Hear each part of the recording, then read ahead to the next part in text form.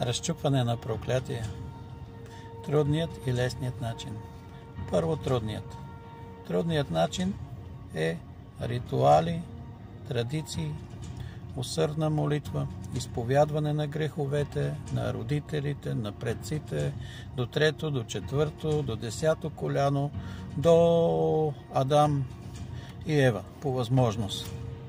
Всичко, за каквото се сетите. Молитва Бог да ти открие какво са съгрешили твоите родители. Направо детективско разследване. И трябва много да изповядваш. И обикновено това не работи. За кратко време може да се почувстваш добре. После следващия служител с дарбата на изцеление, на освобождение или пастор, който отново ще те води в молитва, в която да изповядваш. Пак за кратко време ще се почувстваш добре. И пак. И цял живот ти ще се освобождаваш от проклятие. Лесният начин. Лесният начин е благодат. Исус вече понесе всяко едно проклятие на кръста. Божието Слово ясно казва, че с апостол Петър, че с кръвта на Исус ние сме изкупени от суетния живот, предаден от бащите ни.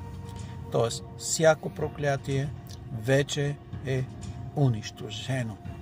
Тогава, как действат проклятията, магиите, чародействата в нашия живот?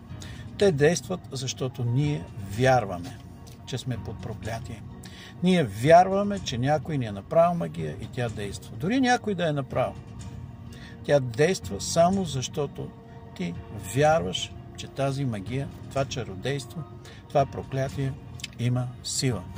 Някой от твоите предци е направил някакви грехове, убил е човек, изнасилил, нещо друго е направил, нещо страшно, нещо ужасно, окултни грехове, магиосничество, сатанизъм.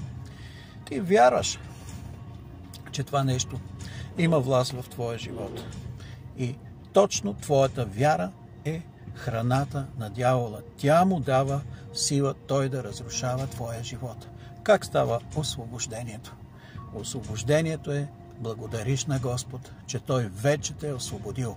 Фокусираш се да хвалиш, да прославиш и да благодариш на Исус, че никое проклятие, никой грях, никое чародейство, никое магиосничество, никое врачуване няма власт в твоя живот. Благодариш на Исус.